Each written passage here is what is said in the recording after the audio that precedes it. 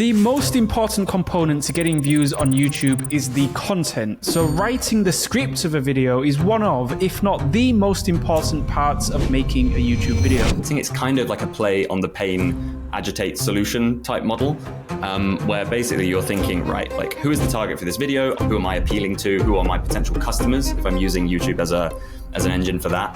What is the transformation that's on offer by the end of this video if they get to the end of it? And today we have George Blackman, one of the best YouTube scriptwriters in the business. George started as a full-time scriptwriter for Ali Abdaal and has since worked with creators between 30,000 subscribers all the way up to 10 million subscribers. Are you using AI in your research process, in your writing process? I am using it, and I think I can see myself using more of it. Basically taking a bunch of titles from that I've seen that are either in my niche, plugging those into ChatGPT, then plugging in a bunch of ideas that I have for whichever channel I'm working with or my own channel.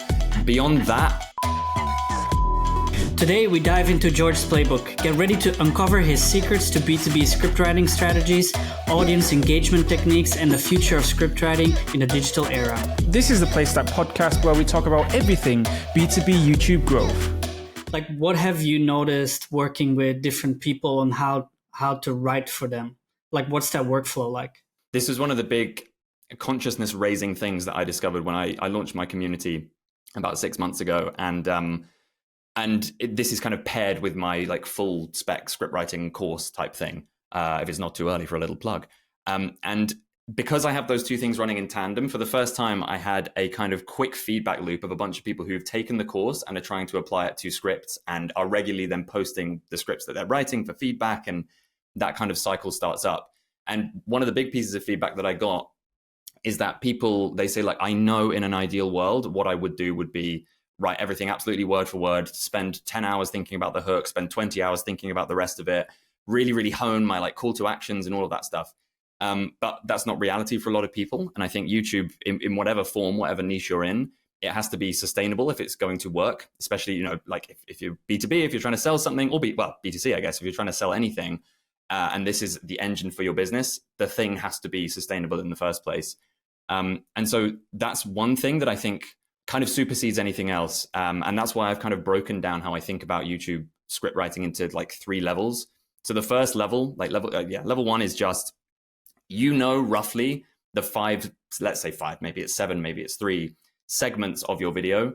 What is the payoff in that segment? What is the key takeaway, the thing that either they need to understand what happens in segment 2, or just the most exciting thing that you need to say in that segment? And that is level 1, basically identifying that thing for each of those 5 segments, probably doing a bit more work on the hook because that's more important, but ultimately allowing yourself to be like, right, I trust myself to get from A to B to C to D, knowing what those like punchy moments are going to be in each segment. Level 2 is kind of fleshing that out a little bit more. So it's thinking about not only the payoff for each segment, but the setup. So how it is that you're going to hint at what that payoff is for the segment without giving it away. And again, so like that really, it's kind of doubling the work because you're now thinking about the setup and the payoff for every segment throughout the script. And then level 3 is kind of filling in the blanks, in between, connecting the dots and really then writing every single word from that setup through to the payoff in each segment, thinking about how we transition from segment 1 to segment 2, and then rinse and repeat that all the way through the script.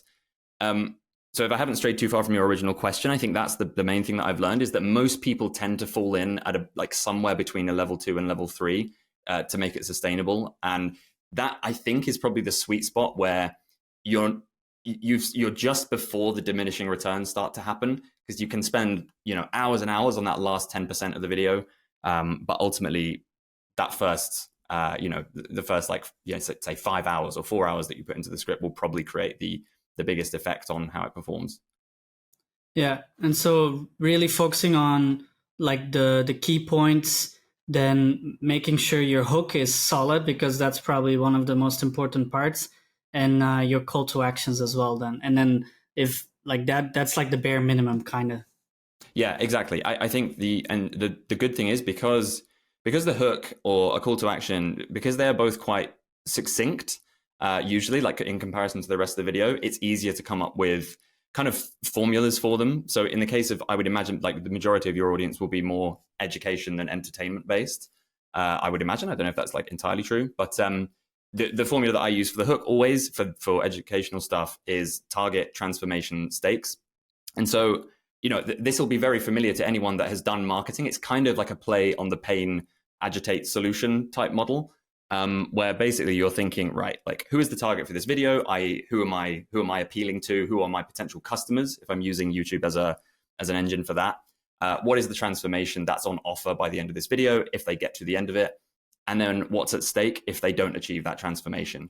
And I guess like within that, if you're doing B2B stuff, you're kind of then posing whatever it is that you sell as the solution to avoid those stakes and to create that transformation. So moments like the hook are easier to distill into something like that. Whereas, and the same with call to actions, the meat of the script, it's easy to get lost, and it can be an overwhelming process. I definitely acknowledge that. When do you recommend someone use a teleprompter versus kind of just using bullet points and freestyling? Because as Milan said, I've been using a teleprompter for, 4 or 5 years. And it's only relatively recently, or at least 90% of my videos were with a teleprompter. But it's only recently that the last 2 months or last month, every one of my videos has been just freestyle. And actually, my scriptwriter has actually taken your course, and he also watches this podcast. So I'm sure he'll probably watch this episode too. But I'm curious, how does a scriptwriter help a YouTuber that is kind of freestyling with bullet points? What would that look like? Because that would be very different than writing a complete full script that you can then put into the teleprompter. Yeah, no, I agree. It's a good point. I suppose a couple of things to say on that. First of all, that is kind of like, I'd be thinking of that as a level 2 type script. So in terms of, if you know that you're writing a script for someone who is just going to riff on it, and this was very much a thing when I worked with Ali, we could, with the best will in the world, try and write something word for word. But in the majority of cases, he was so like, he's so experienced on camera, and he's so good with, just speaking off the top of his head. It was almost a restriction for him sometimes, and he would want to say things exactly in the way he would say them rather than like the way that we'd written something, which could be just slightly off of how he would say it. So if you know you're writing a script for someone who is not going to stick to it or feels more comfortable riffing, then I would say a level 2 type situation. Know what the payoff is in each segment. So I suppose that's step 1, break it up into what those segments are going to be. Identify the payoff for each segment. Ideally, identify the setup for each segment. Because those moments, the viewer needs to know basically why this next segment is important in the grand scheme of this video. So setting up a segment very clearly and showing a clear value proposition for why they should watch these next, say, 2 minutes, and then paying that off effectively. That is much easier to do if you're spending time thinking about that segment. So that will be the bare minimum, I would say. So you can hand your script to the YouTuber and they know, okay, right, for this structure to work effectively, I need to hit this point at the start, this point at the end for every segment. That's probably the way I would do it, to be honest. I have watched the A-roll of creators in the past that I've tried to do a fully word-for-word script for, and sometimes it's just not their way. Sometimes they just prefer to riff, and I've watched them having a miserable time trying to stick to it, where eventually it just doesn't make sense. Having said that, I want to caveat very hard that most people aren't equipped to riff really well off the bat. I'd say almost no one is with like no experience, and you can certainly become that way, but it's probably 3-4 years down the line when you're very, very used to being on camera. Yeah, I agree with that. But then the problem is also they are not very great at reading word by word, as in it won't sound natural either. So you're probably stuck between that 1 and 2 level. Like is it just hopeless at that point, or what's the direction you have to go with that? Yeah, I think a lot of it comes down to just doing it over and over again. See, this is the thing, is that because I'm not like intrinsically a YouTuber, I've never had to work with a teleprompter. So like I can't speak to the precise difficulties of doing that. But I have watched and, worked with people who are very clearly new to the teleprompter thing, and they look so uncomfortable when they're doing it, and it looks like someone is about to shoot them. So it's like, I get that that's the problem, and you're trying to avoid that. And I think it probably just comes with a bit of experience. If you're really, really struggling with that teleprompted idea, I would say just downgrade the level of the script slightly to something that is close to word for word, but maybe gives you that bit of flexibility with bullet points to kind of talk freely. Because I think with those bullet points, you've still got the railway tracks, as it were, to keep you on track. And so then a little bit of free speech in between is fine. You can cut out any rambles in the edit later on. That might be a way to try and do it.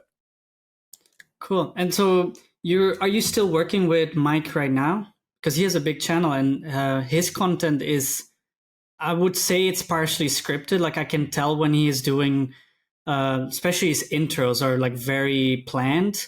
Like what's that workflow like? Yeah, good question. So, I haven't worked with Mike for 8-9 months, I think, probably sometime late last year. At this point, Mike makes his videos like entirely by himself. He's kind of entered this new phase where if anyone who like follows him closely, you've noticed a kind of slightly channel, like an overall channel shift where it's really pared back now. There's way less music, and he's kind of like a solo operator and doing really well for it. It looks really, really cool at the moment. Yeah, it's really cool. But no, I can only speak for when I was working with him. I did maybe 5 or 6 videos with him. The hook, yes, like there's a degree to which to make it a really punchy, fun intro, like there'll sometimes be multiple mics on screen. The hook would take a lot of work, and largely that was him. Like I would receive the script with the hook basically written, so my life was way easier. All I really had to do, and the workflow for that was basically he would then do the skill. Like this is the point to emphasize is that apart from the hook to make it more creatively like enjoyable to watch, nothing in those videos was scripted. He would plan out the things that he was going to try and do, and then he would do them repeatedly for as long as it took for him to complete the skill. So like best example is I received for one video a Dropbox file bigger than anything I've ever seen, which contained 5 days worth of footage of him trying to do this like pool trick shot over and over again. And it's genuinely just him in his room, just doing it over and over and over and over again. And so then the job as the scriptwriter is kind of to take that footage and try and figure out, okay, what is the interesting stuff here? What can we do with the combining bits of B-roll? What can we do with the voiceover to make this more enjoyable to watch, to keep the progression going, to try and keep the retention high? That's more the role of the scriptwriter in that kind of scenario. But it was really fun. That was like the most fun I've ever had working on a channel, because it was just like some guy just setting things on fire and smashing things with swords, and yeah, it was really cool. Yeah, the last thing was you had most fun working with Mike, and then I wanted to ask, so you were more like a script molder than a writer? Yeah, pretty much. That was it. Like they planned out what they were going to do, and then it was kind of my job to just try and just squash it into something that was watchable at the end. But like it was a very collaborative process, and yeah, I think Mike's doing really well as a solo operator now. So yeah, like you've got YouTube channels like, for example, Mr. Beast, which is very entertainment based. And I remember watching one of his videos a few months ago, and it was a 15-minute video, and he had 18 curiosity gaps, at least 18 that I counted in a 15-minute video. It was just like curiosity gap after curiosity gap. But how can we use curiosity gaps in educational talking head videos that are not necessarily story based, that don't necessarily have like an obvious grand payoff at the end? Yeah, that's a great question. Maybe we could do like a specific example. I don't know why the default in my head when I'm trying to think of examples is always like gardening related stuff, even though I don't have a garden. I don't garden well, but like it's just what comes to mind.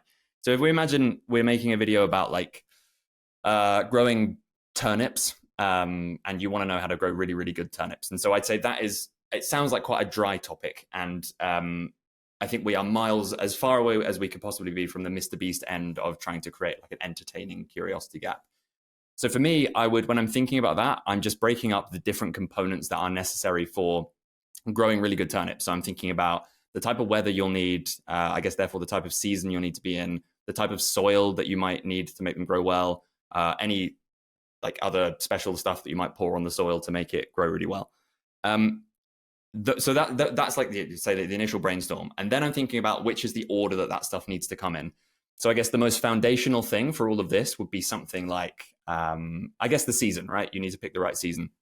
And so the way that I would think about this is that you might introduce something where you say, now, the majority of people don't realize that they're using completely the wrong type of soil to grow incredible turnips. Or, something like that, where it's like most people's gardens are full of soil that will completely kill your turnips off within the first 6 months or something. But before we talk about that, we need to discuss the foundational principle of growing turnips, which is the season. And so Again, this is I can't overstate, it's an incredibly boring example. But in that moment, we're kind of seeing how you might set up something that is essential to understanding how to grow really good turnips, which is the type of soil you're going to need. We've set up a curiosity gap by saying your garden probably has a type of soil that is going to kill your turnips within 6 months. But before we talk about how, what type of soil you need or where to buy it, we need to talk about the first foundational principle of growing good turnips, which is picking the right season. So that's an example of how I would do that in a really, really dry educational context. Yeah, I think honestly, fear tends to be one of the more common things that you fall back on for curiosity. It's usually like fears or desires. Those are the kind of default ones. It's like you probably want this, or you're probably afraid of this, or it could be you probably want this, but the problem that stands in your way is insert fear. Those are the kind of basic ones if you want to keep it super simple. I honestly, this is the thing that I found doing this over and over, is that you can bend all of this stuff to fit your niche, but a lot of the time, the simpler, the better with this stuff, because ultimately, and especially if we're talking about, if you're trying to sell something, or just generally, if you're trying to educate someone about something, they're there because they want something or because they are afraid of something. And so, to be honest, I don't tend to go much more, and I've never had to really go much beyond that. I don't know if that is like a useful or an unuseful answer, but honestly, I always try and keep it simple. Are you using AI in your research process, in your writing process, in your whatever process it is? If so, or what other tools are you using to come to the scripts you make these days? Yeah, this is a really interesting kind of point, I think, in trying to figure all this stuff out. I think I'm probably slightly underutilizing it overall, but I am using it, and I think I can see myself using more of it. At the moment, it's pretty much confined to doing idea generation, title generation, that kind of thing, where it's largely like, I use 1 of 10, their kind of outlier tool all the time. That is basically finding ideas that are performing above averagely for a channel in terms of its recent videos, basically taking a bunch of titles from that I've seen that are either in my niche, plugging those into ChatGPT, then plugging in a bunch of ideas that I have for whichever channel I'm working with or my own channel, and basically saying, please express these ideas that I have in terms of these titles that are known to be performing well. And you get a pretty good selection of titles from that. So even in the 6 months between me first releasing my course and revamping it at the moment, I think that the difference in quality of the titles that come out of that method is really distinct already. So that's good. I think it's moving quickly in that direction, in the right direction. But in terms of using AI to write full scripts, I think we're not there yet.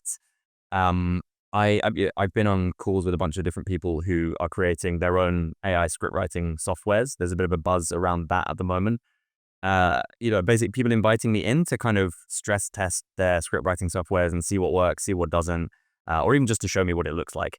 And there's so much cool stuff being built, but I haven't really tried them enough to get a sense of how effective they are. From what I can tell right now, it's still, I think the time that you're going to have to put into then adjusting what has come out at the end of it is probably still not worth, it makes that initial input not worth it. I would much rather have full control of how I'm writing the script. But I would say the rate that it's moving, I can totally see that in 6 months to a year, I would probably have one of those softwares as my go-to for writing anything. But right now, it's confined to ideation.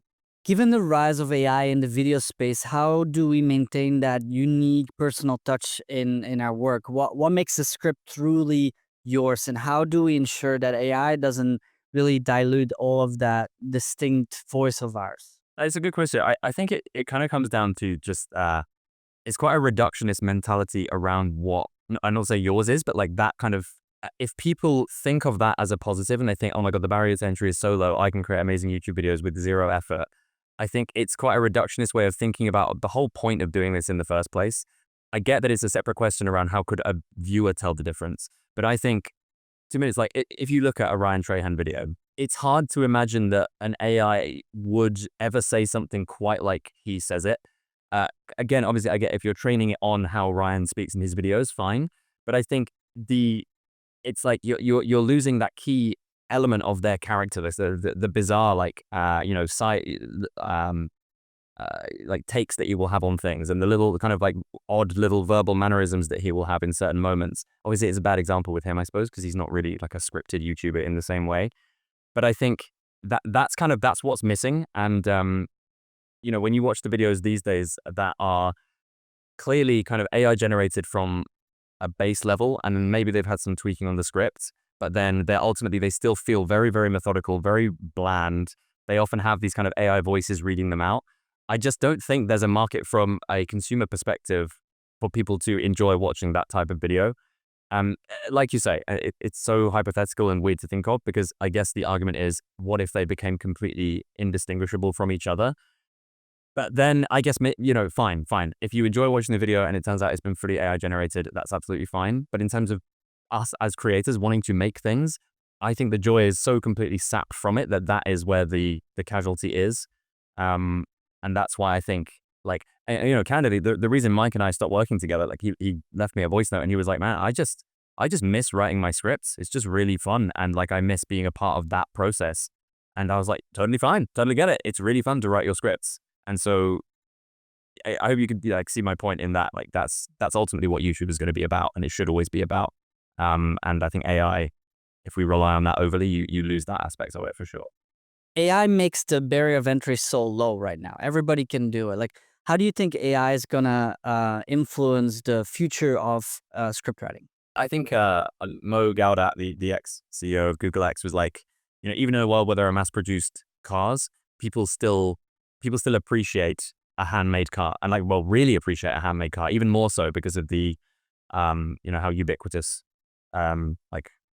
production line made cars are. So I think there's definitely an argument for that. And as it becomes more normal to find AI stuff, like now I do get fooled sometimes. I click on certain videos that I think are going to be a really interesting video essay, and within 2 seconds you're like, this is AI, okay. And I'm sick of it immediately and I get rid. So yeah, I think the desire for that human connection in something that's been made by a person will probably only get stronger. So one of the things that we do at Playstack is we ask as many personal stories or anecdotes as possible. Like, we're not going to get personal, but I mean, like, we kind of want to get as much context as possible for the script.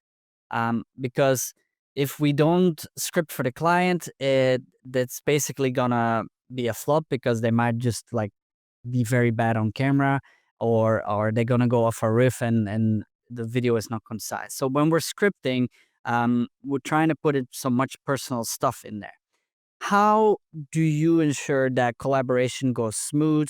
The wordflow that we tend to end up with, and what I insist on now, is basically like I say to them at the start, before we've even started working on it, what are the 5 things that you think absolutely have to be in this video? Can you flesh them out a bit for me? Just so that will be an exact example where if there is A, this thing that needs to be in it, and B, a specific quote or memory or story associated with it, just give me a bit of something, because like you say, there's no way around that. And I think maybe that's the slight mindset shift around people who are looking to, hire a scriptwriter, is the acceptance that this isn't a immediate, this thing is not a part of my workflow anymore. I don't even have to think about it. It still has to come from you in the first place. And then there has to be some level of back and forth between you and that scriptwriter as the process is going on. So to continue that workflow I was describing, it would be like, they would give me those 5 ideas or whatever, however many ideas that they want to put in a video. I would then spend a couple of hours figuring out a structure, like that kind of level 1 script that we talked about, I guess. Pass that back to them, get that confirmation now. Are you happy with this structure? This is what I'm thinking of doing with it. Here are a couple of maybe like B-roll ideas that I had for it, just so that you don't go off way in the wrong direction before it's, too late. Then they say yes or no, we work on it. And then finally, when they're agreed on that structure, it comes back to me, I write it out. And then, yeah, like you were saying, I guess, Mike, that last bit is then for the creator to just fix that last 5-10%.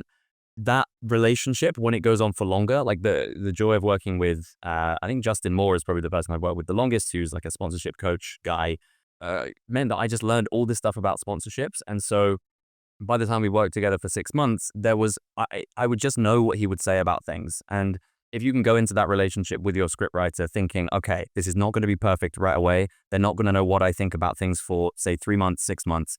But if we can push through and get to that point, my life will become easier, because they will start to learn what I would say about things. So yeah, that kind of long-term mindset, I think, is pretty essential for working with a scriptwriter. Amazing, George. Thank you so much for joining the podcast. This was so good. Like this has probably been one of the longest episodes. I've been looking forward very long for this one. And again, thank you so much for coming on. Thank you very much. Yeah, likewise, guys. Really appreciate you asking me on, and yeah, glad we could make it work.